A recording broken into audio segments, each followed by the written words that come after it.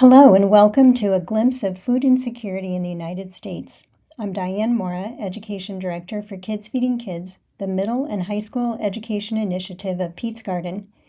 Kids Feeding Kids takes a holistic approach to addressing food insecurity, preventing food waste, and encouraging legislative advocacy related to improving food equity through real-world learning modules designed for grades 7 through 12.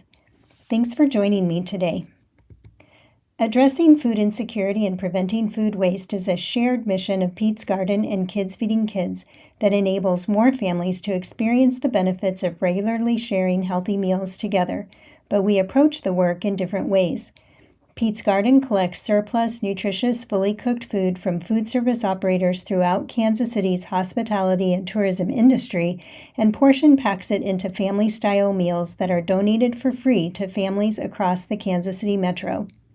This prevents high-quality proteins, vegetables, and grains from becoming landfill and negatively impacting the environment.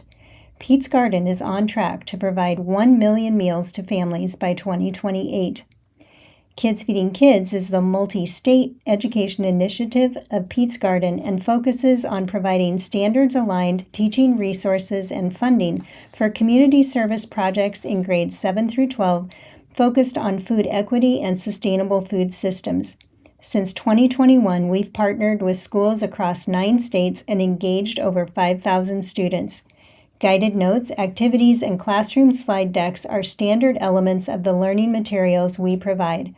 As a reminder, these resources, along with all of our professional development, are always offered at no cost to our partner teachers and school districts.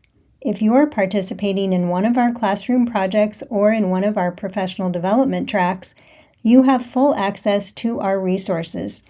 Please use the QR code at the end of this video to contact us with questions or how to access.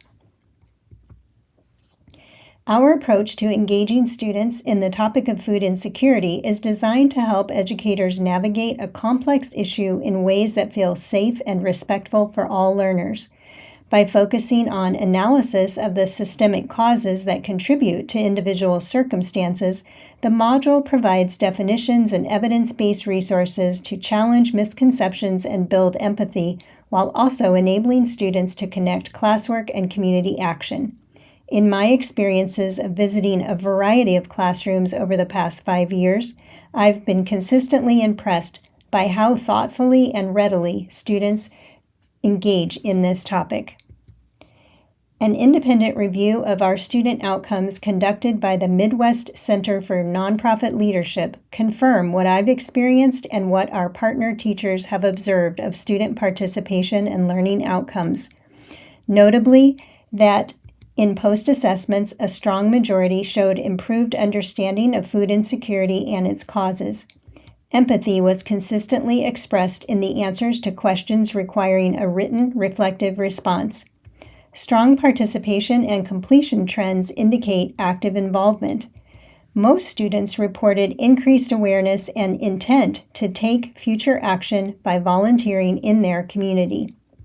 Pre- and post-assessment results showed that a majority of students improved in confidence and understanding of food insecurity and food waste. After viewing this video, you will be able to integrate Kids Feeding Kids content resources about food insecurity into your classroom or community instruction and generate actionable outcomes that impact your community. Feel free to pause this recording to download or print the guided notes before you continue. I invite you to pause the video to reflect on the impact of long-standing cultural or societal beliefs about households that need food assistance and why these beliefs perpetuate ignorance of the systemic causes, beliefs that often cause shame for those who do seek or receive help. Food insecurity cannot be explained by fables because it is not a character flaw, nor can it be attributed to a lack of personal initiative. Food insecurity in the United States is the result of systemic misalignments between wages and cost of living, which prevent people from accessing affordable, nutritious food. There are many people who work full-time or hold multiple jobs at minimum wage, yet remain unable to meet all of their daily needs, including nutrition. The U.S. Department of Agriculture, commonly known as the USDA, accurately defines the root causes of food insecurity as a lack of money and other resources. As we see in this citation taken directly from the agency's website, countless other experts and agencies agree with this assessment while also working tirelessly to bring immediate relief to people through a variety of federal, state, and community-based food assistance programs. But unless we identify and address the issues at the root cause, the stigmas of laziness or weakness continue to misrepresent the issue and prevent long-range solutions. Let's turn our attention to the foundational resources Kids Feeding Kids provides and how you might use them to engage your learners in a scaffolded analysis of why food insecurity persists in the United States. We can change the narrative and lay the groundwork for systemic solutions. Depending on the resources you access, it is estimated that between 12 and 14% of persons nationally currently experience food insecurity.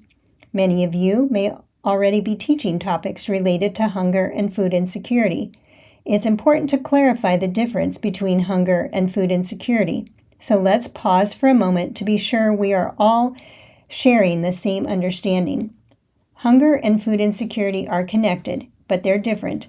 It's a person's ability to relieve their hunger that determines whether they are food secure or food insecure. Let's start with hunger. Being hungry is a universal human experience, meaning 100% of all humans can experience the physical sensations of hunger. It's your body's way of saying, I need fuel. Anyone can feel hungry regardless of their access to food. For example, if you choose to skip breakfast in order to catch the school bus, your stomach might growl before lunch. That's hunger. If you have a pet, your pet can also experience the sensations of hunger. Fortunately, most people in the U.S. have stable access to food. For folks in this circle, their hunger is usually temporary and they can easily or quickly access enough desirable food to relieve the feeling of being hungry.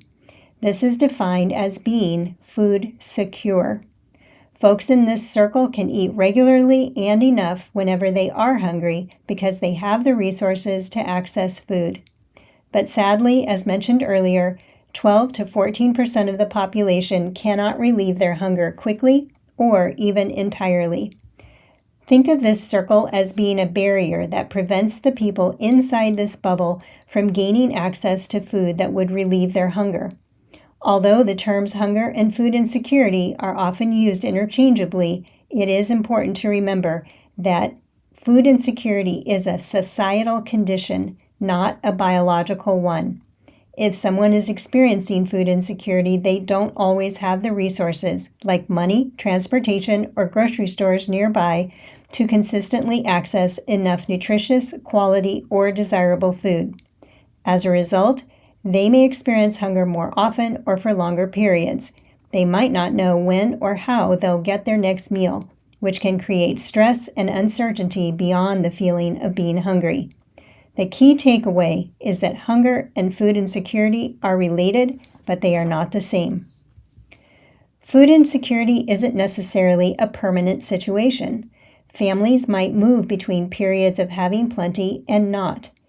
Definitions along the spectrum can seem complicated. These terms are used at the policy level to identify where households or individuals fall on a continuum of need. High food security means food is not a worry in the household. If someone feels hungry, there's food available and no one has to think twice about whether they can eat or not. A good way to picture this is a refrigerator where there are plenty of options and meals are pretty predictable. Marginal food security means food is usually available, but there's stress or worry about it. Families might be thinking, I hope this food lasts until we can afford to buy more or until we can gain access to more. People are still eating, but how or where they will get food is something they're thinking about more often. Low food security means the amount of food available might still be enough, but the choices have started to shrink. Meals may have less variety or not be the kinds of foods people prefer. People are eating, but the food isn't always what they want or what is best for them. Very low food security means meals are sometimes skipped or delayed because there isn't enough money or resources to buy food.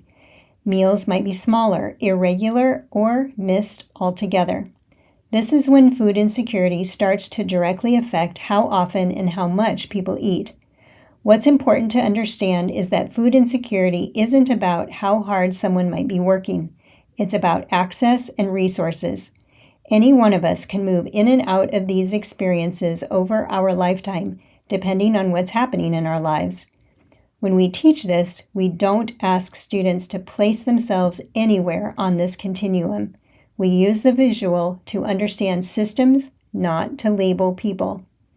So once students understand that food insecurity exists on a spectrum, the next question naturally becomes, well, why do some families have such a difficult time moving away from the circumstances of food insecurity? To answer this brings us to an examination of the roots of the issue, persistent misalignments between minimum wages, living wages, and the cost of basic needs. Pause the video for a moment to test yourself. Without the help of Google or AI, do you know the most current dollar amounts for each of these 6 indicators of wages? Let's work through this together to understand why someone working full-time might not earn enough to meet their own or their family's basic needs. Federal minimum wage is the lowest amount employers in the U.S. are legally allowed to pay employees. Employers can pay more, but with very few exceptions, they can't pay less.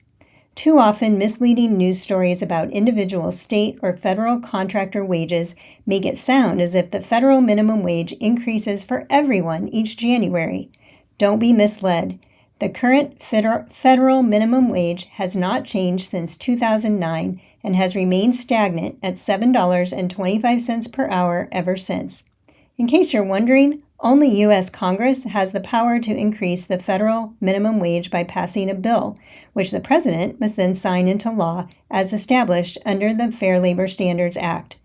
The President can only use executive orders to raise the minimum wage paid by federal contractors, but not for all workers. States and municipalities can set their own minimum wage above the federal level. Think of it like speed limits on the interstate. Federal law sets a baseline, but states adjust for their road conditions. 41 of our 50 states have established minimum wages higher than the federal rate. However, 9 states remain aligned with the federal minimum wage of $7.25 per hour. For purposes of this webinar, and because Kids Feeding Kids originated in Missouri, I'm using Missouri's state minimum wage rates as our example.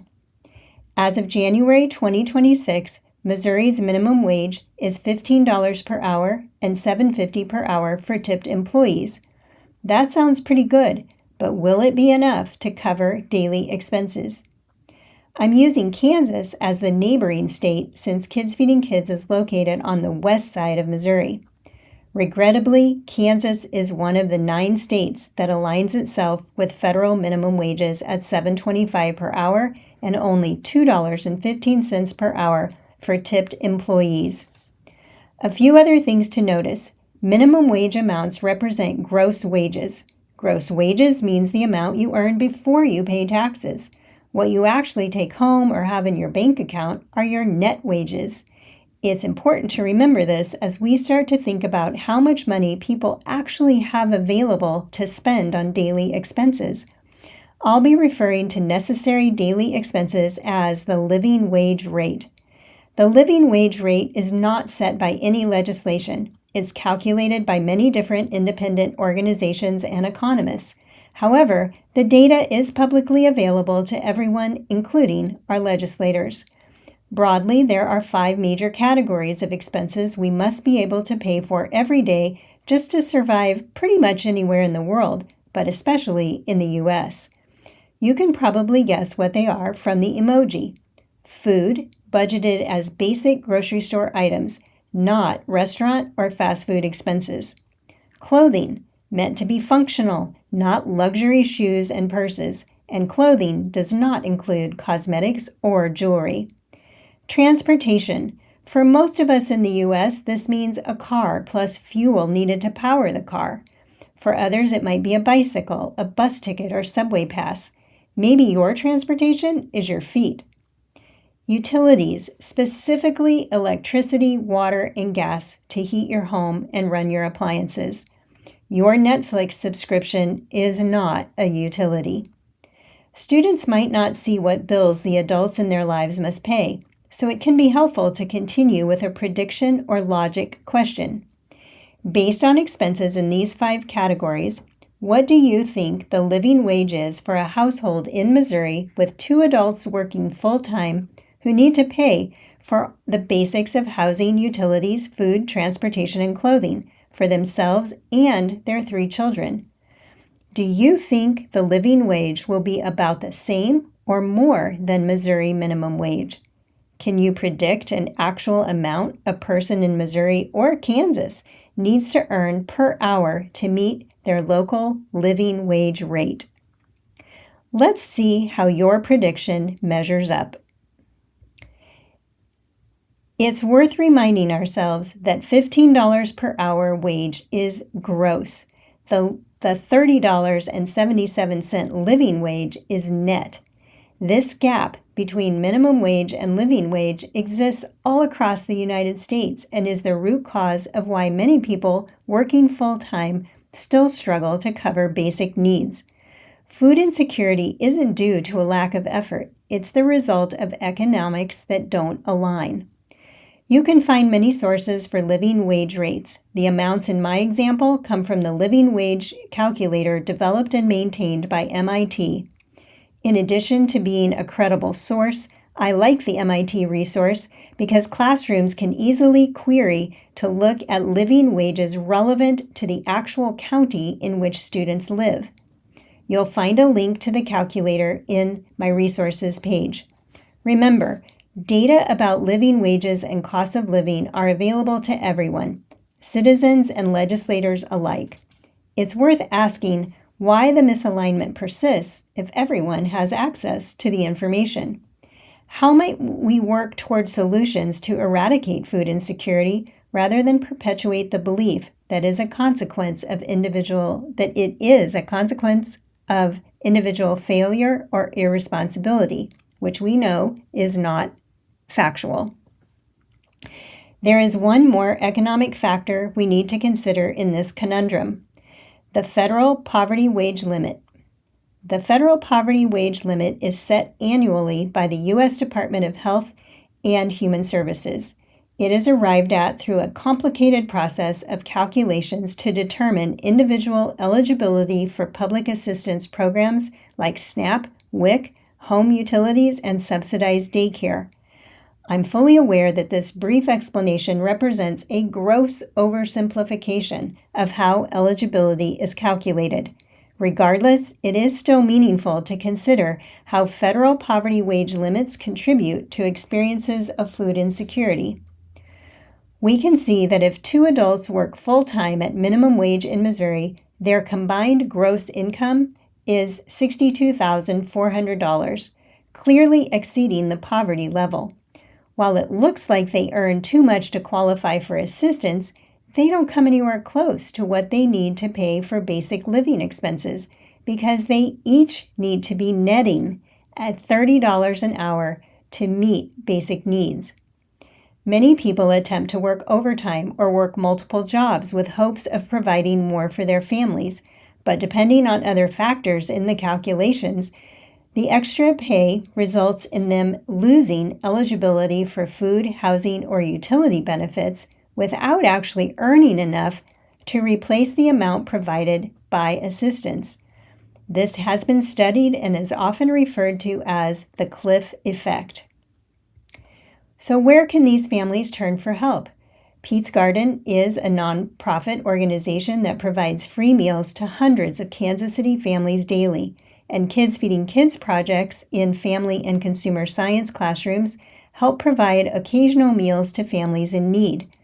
Although this is important work, we must understand that these meals are our response to someone's need in the moment. Long-term solutions require citizen action to advocate for legislation and policies that reduce wage gaps and improve economic equity for everyone. When we take time to analyze the systemic issues contributing to food insecurity, we can address these root causes. Students might then consider careers in economics, public policy, human services, and legislative roles. At a minimum, when we become eligible to vote, we can use our votes to support solutions that advance economic stability for all families. By deepening our understanding of the underlying economics related to food insecurity, we are better able to understand and empathize with the difficult choices people must make between food and other daily necessities that are part of the living wages we discussed earlier. Especially troublesome for individuals is having to choose between food and the medicine they need. Please take a moment to review the choiceless choices I've illustrated for you.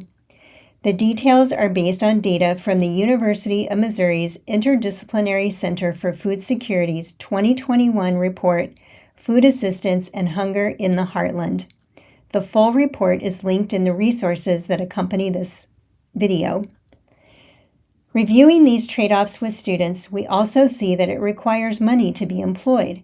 To keep a job, people are expected to meet certain standards, like wearing clean clothing, keeping our bodies free of unpleasant odors, being punctual and present when scheduled to work.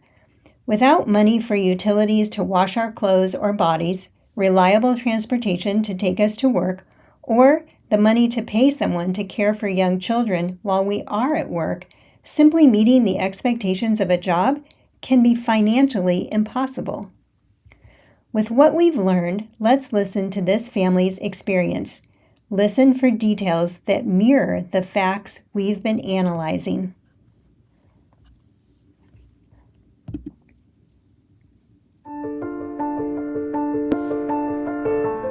As a mom, I want to be able to give my children the things that they need, and one of the primary responsibilities of a mom is to feed her kids, and that is hard to do on a budget. The things that are less expensive are the things that are less healthy. I want to be able to buy the produce and the dairy that's fresh and healthy. I want them to be able to have the energy that they need to run around and play. My name is Brittany. My husband is Clint. We have 2 little boys, and we love spending time together. Things were really tight, and one of our neighbors mentioned the Utah Food Bank brought food to our neighborhood, and that there was a whole truckload of food. I was really excited and humbled someone would be willing to donate all of that sort of thing and that we could have that. When we say that we're homeowners, people think that we have it made, that we don't struggle with money, but we do. Bills are really tight. We still have to make those choices and live on a budget. I use coupons. I do babysitting for the neighbors during the day, and I work at night. My husband has a college degree, and yet our income is still in the poverty level. Last year, we didn't turn the heat on during the winter. We had a little space heater that we used, and we all slept in the same bedroom. It's a terrible feeling as a mom, but it's a reality. Do you get the medicine? Do you get the fresh food? Do you get the pair of shoes? Or do you send them to school in November with sandals? I couldn't possibly tell you the difference it has made in our lives, that I have felt like a better mother, that I've been able to provide more for my children. The money that we were able to save on our groceries has helped us to be able to get back on our feet.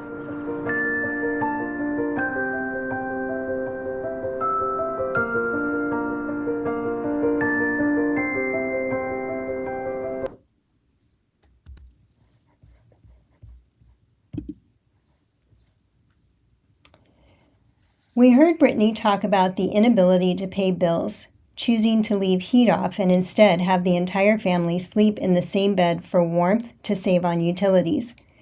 She chose between buying medicine or food and choosing between her children having a pair of adequate winter shoes or wearing sandals year-round.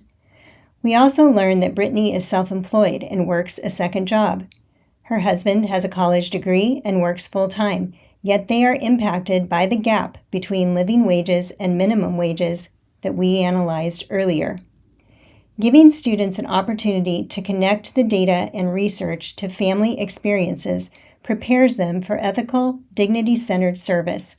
Our teacher resources provide links to several relevant videos of real people and families across a variety of demographics and ask students to listen for places in these human experiences that correlates to the facts we've been analyzing. With this understanding, students are eager to engage in preparing meals and acts of community service that result in helping others. The impact is consistently evident. These notes from Braden and Emma are only 2 examples of the many letters we receive from students after completing a Kids Feeding Kids classroom project. After listing many of the new skills he developed, Braden adds, "I felt good about helping others and finishing a project so important to our school and our community." And Emma's letter to Kids Feeding Kids staff hints at how demonstrable outcomes fuel student engagement over the life of a Kids Feeding Kids project. She writes, "We learned about what food insecurity is and how it's caused. It kept me going by knowing I was helping people in need." In our first 5 years, the majority of our projects have focused on foods classrooms where students use technical cooking skills in service of preparing meals for donation to local families. We continue to support those classrooms in skills-based outcomes with industry-aligned practical resources, along with funding ingredients for meal preparations and packaging. Immediately bridging understanding with action solidifies the importance and relevance of the content in the minds and hearts of students. Our newest project, Right to Nourish, makes it possible for students in core content classes to use writing and communication skills to build civic understanding, explore careers outside the hospitality field, and develop a lifelong interest in caring for families in their communities. Donating meals to families in need is a worthy, actionable objective that increases empathy. But one meal isn't going to resolve the systemic issues that contribute to food insecure households to begin with. That's why Right to Nourish was born, to engage core content and non-cooking classrooms in advocating for and creating solutions in unique ways at various points of the food solutions ecosystem. Why aren't policies working? And what can youth do in their local communities through research and writing to demonstrate the habits of effective authors? Why does there continue to be a gap between the laws and what actually happens in practice? We're proud to partner with the Missouri Writing Project to launch Right to Nourish in several Missouri schools. Details about the Kids Feeding Kids Right to Nourish project are outlined in a separate recording. For now, I hope you'll be able to adapt key takeaways from this video for use in your classroom. Food insecurity is a result of systemic misalignments between wages and cost of living. Shame has no place in conversations when families experience food insecurity. Through fact-based examination, we can eliminate stigmas related to needing assistance. Students are eager to help others when they understand the issues at the root cause. Our partner classrooms are uniquely positioned to lead community solutions across content areas and encourage career explorations aligned with these efforts. My work is driven by my belief that teachers and students are agents of social change and community leadership. Through resources like those provided today and funding of classroom projects, Kids Feeding Kids is proud to support a variety of educators in advancing the understanding of personal and collective human needs and how meeting those needs improves the lives of everyone in our community. I invite you to also view the companion video focused on preventing food waste. Comments or questions are always welcome and can be sent to me or reach out to the founder and executive director of Peace Garden, Tamara Weber. Our emails are shown on screen.